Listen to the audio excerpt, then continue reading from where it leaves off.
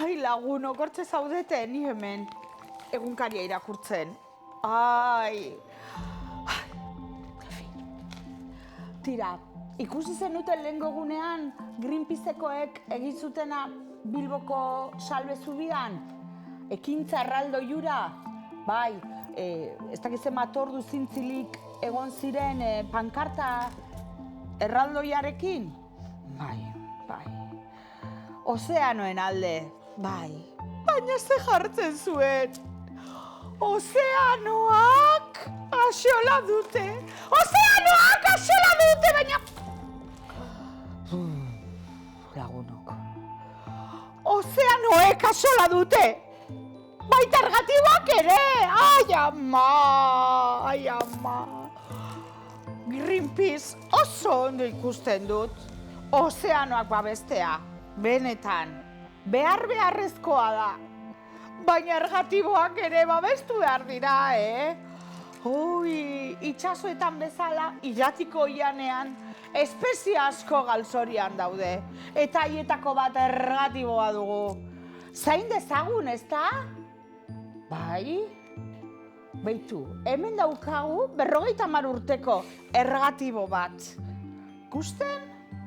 Ederra ziren, saltoka ibiltzen zirena hemendikara urra gaztainak eta eskurra jaten eta basoan non nahi tapa zitezkeen, elkarrekin jolasten algaraka. Ai, garai ederra ziren haiek. Orain berriz, bakarka ibiltzen dira. Oso zaila da ergatibo basati bat ikustea, beldurtiak bildurtu direlako lotxatiak, eta jendearengandik ezkutuka ibiltzen dira. Jan ere, okerrago jaten dute, zaborraren artean bilatzen ikusi dituzte. Guztiz etxita. Ikusi zelako itxura zuen aurkitu duten azkenak. Penagarria ez da, pentsa, ia guztia ere galdu du gaixoak. Iguin apur bat ere ematen du, baina izaki maitagarriak dira benetan. Eta oso importantiak dira gure eguneroko bizitzan. Eta zergatik dira garrantzitsuak? Ergatibori gabe ezin dezakegulako ezer egin. Ezin dugu jan, ezin dugu edan, ezin dugu erosi, idatzi, irakurri, berba egin. Barrekorrika, ezin dugu ezer egin. Ez eraman ez ekarri. Ekintza hauek guztiek ergatiboa behar dute eta ka. Ai, lagunok. Zain ditzagun itxasoak. Ozeanoak.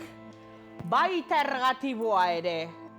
Eta ez ahaztu, euskararik onena hitz egiten dena.